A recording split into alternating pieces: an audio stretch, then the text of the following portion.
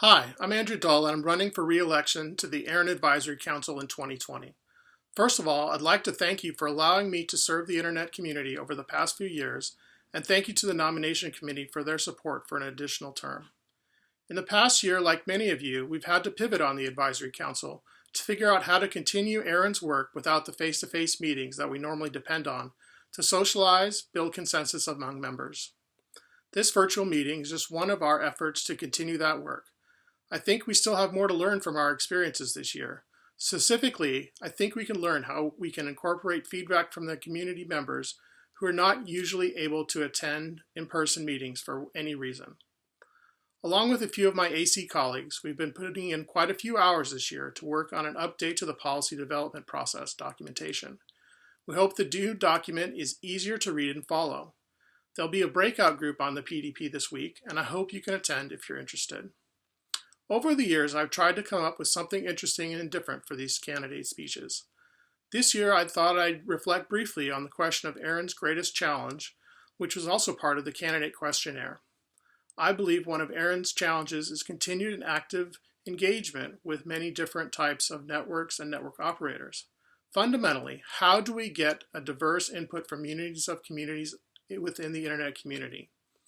At this time, we seem to have a lot of vocal small operators actively participating in the policy development process.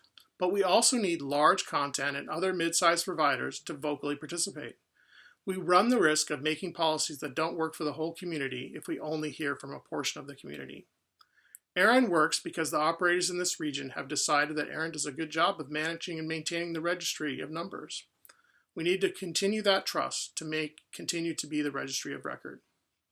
I also believe we need to look harder at how ARIN can help with routing security. I understand there are risk and legal challenges to being more involved than ARIN is today, but the registry is the fundamental place for certain actions to happen because it is the source of truth for IP registration data. Finally, I'd encourage you to check out all the candidate questionnaires online. If you have any questions, I normally say find me in the hallway, but that just isn't an option this year. So drop me an email this year. My email is andrew.dahl@quark.net. Thanks again for your vote, and take care.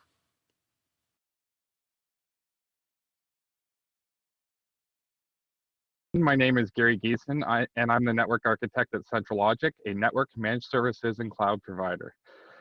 Our present circumstances have led to a sea of change, an acceleration of the transition of workloads to the cloud, increased reliance on technologies such as consumer broadband and SD-WAN, and have tested the very limits of the scalability of all of this infrastructure that so many of us work hard to build and maintain.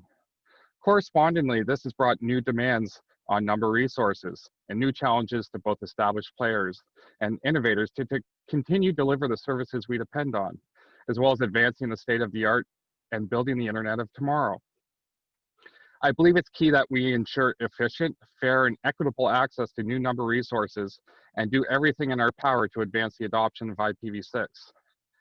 I've been fortunate during my career to have had the opportunity to both work for and with organizations that span a variety of sizes, industries, and strategies.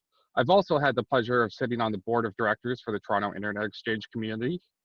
I've been an ARIN policy author and IPv6 advocate. I believe this affords me a unique perspective, and with my technical, governance, and regulatory experience, as well as my knowledge of the ARIN public policy process, I can provide valuable insight and sound judgment to serve the needs of the community. I ask for your vote because I believe I'm the right candidate for the ARIN Advisory Council. Thank you.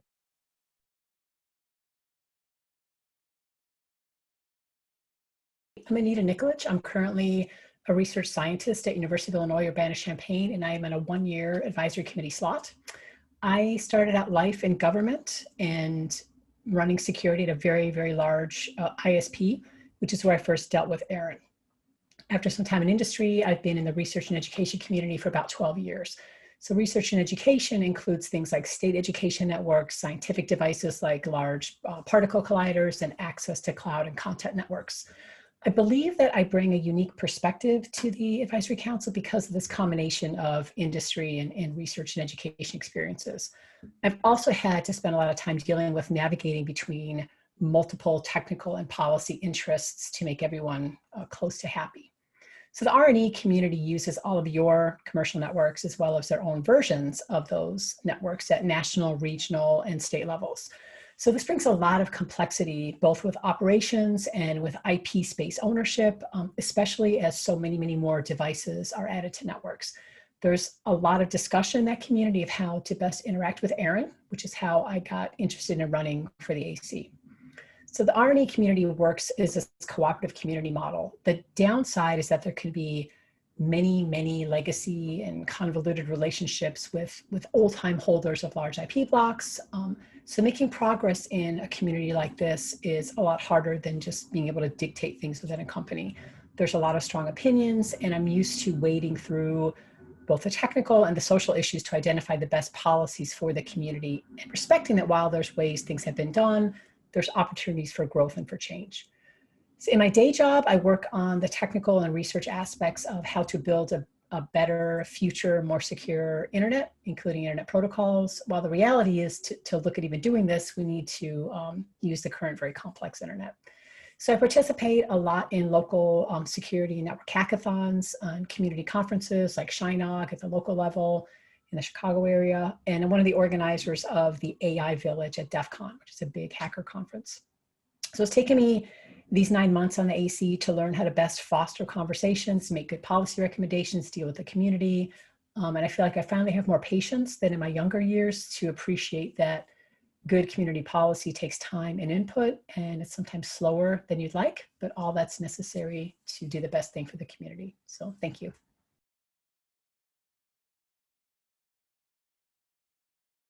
My name is Gus Reese, and I am running to be on the ARIN Advisory Council. I started out in this industry back in 1998 at a local dial-up ISP doing frontline tech support.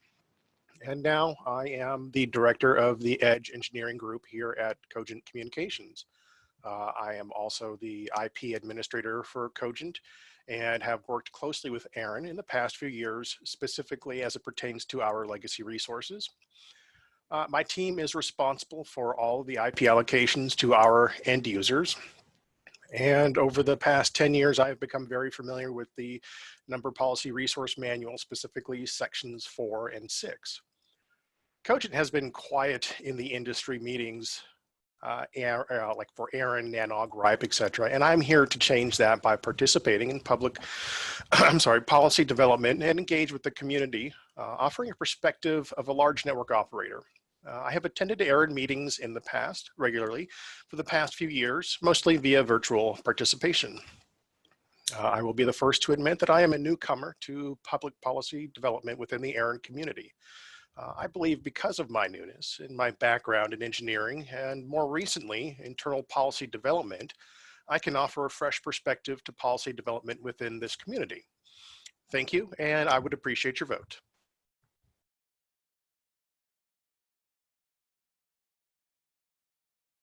Welcome, greetings, programs, bienvenue, willkommen, hola, privyet, sawadee krap. I am Leif Sawyer. I'm that guy from Alaska. Recently turned 50. Well, oh gosh, it's been a year now. So I'll turn 51 here pretty soon. 48 years here in Alaska. The last 25 of that, I've been with the same tech company with over 20 years in networking. The last 5, I've focused in the security industry. This is my second term on the AC. And I spent the first term of that writing policy and helping guide the new proposals to fruition to become adopted on the board. And my second term, I spent as the vice chair, being coached on how to lead the team by a great chair and friend of mine, good colleague as well. She is running for the board. So that means it's going to be a difficult year for a lot of people, for me, for the AC, and for the voters out there, because, you know, it's transitions. Transitions are big. There's going to be at least one new face on the AC this year, and for the rest of it, we don't know. That all remains to be seen. So our challenge on the AC is, how do we maintain the pace in the face of the changing cycle of the members on the council? Well, we've got to pass a baton at some point. Chairs come and go, vice chairs come and go, and council members come and go. And there's no guarantees for succession. So we all do the best we can. And as members change, we hand off our information as best we can. Some of the things that I've done, worked with my chair, Tina, to help that line of succession is to develop a better, more streamlined way to keep track of the policy proposals as they're going through the queue so that we can see where they're at and how to make assignments in a more timely manner without overstepping who is assigned to what based on working groups that they're in or existing policies. Also helped extend some wiki documentation for Sean and the rest of the AC for keeping track of travel, where we're going for our face-to-face meetings, for onboarding, and a few other simple leadership things that I'm hoping to extend out as I continue being Tina's vice chair or somebody else's vice chair in case of that succession planning going completely wrong. But I don't know. We don't know. It's going to be interesting. Next year, the following year is going to be very interesting. More virtual meetings. Hooray.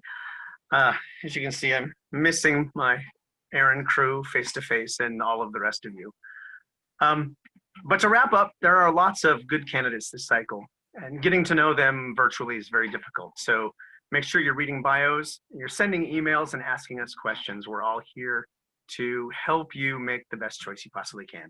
But most importantly, the one thing you can do is vote. Thank you.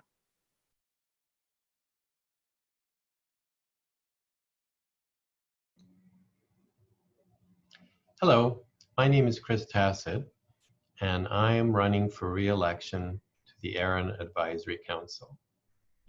In my day job, I am the owner of a small law firm here in Ottawa, Canada, called Tacit Law, with an active practice in information technology and communications law. I first attended an ARIN meeting in Atlanta in 2010. I was there to create awareness for a policy required to meet some specifically Canadian needs. When I got there, I got hooked. The community was very accepting, the issues were interesting, and I became very interested in developing numbering policy. So, with my background in engineering, law, and business, I threw myself into it. In 2014, I ran for and was successfully elected to the Advisory Council, and I was re-elected once again in 2017. I've authored, shepherded, and assisted in developing numerous policies. Most recently, I've been involved in efforts to streamline the NERPM as much as possible to make it more readable and accessible. If re-elected, I'm going to continue working diligently alongside my AC colleagues for the benefit of the community. Some of the issues I think will require a lot of attention in the coming years are, number one, continuing to balance needs-based policy with fraud prevention and directory accuracy. Simplification of the NERPM, and finally, adapting to any new scale and scope requirements for the AC that may be driven by changing community needs. Please help me to continue being as effective as possible by voting for me in this election. But whatever you do, I urge you to vote. Thank you.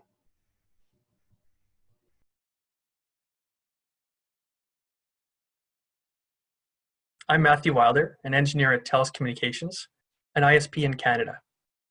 My day job is IP address management, where I administer IPv6 and RPKI. My day job requires that I distribute IP addresses fairly and efficiently across TELUS services. I believe and hope that I can bring that experience into the policy development process with ARIN.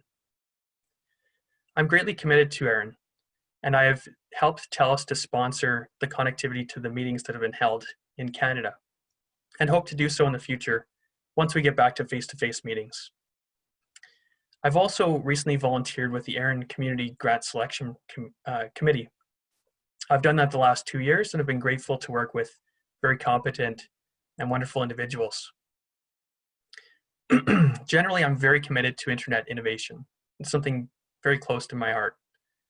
I've led IPv6 deployment at TELUS, and currently I'm leading the RPKI deployment as well. I've had TELUS sponsored NANOG and IETF meetings as well. I volunteer with IEEE, where I am an executive of the Vancouver branch. I also write articles about network innovations. I've written about how networks have helped us stay connected despite COVID and the physical distancing we've had to endure this year. And I've also written about IPv6 and how it's so critical to the future of the internet and its innovation. I hope also to write about RPKI in the near future and how it's transforming the security of our internet and the exchange of internet traffic. I hope to bring the variety of my experience and passions to the advisory committee, where I can help shepherd policy development at ARIN. Thank you very much for your consideration, and I hope to be working with you soon. Awesome.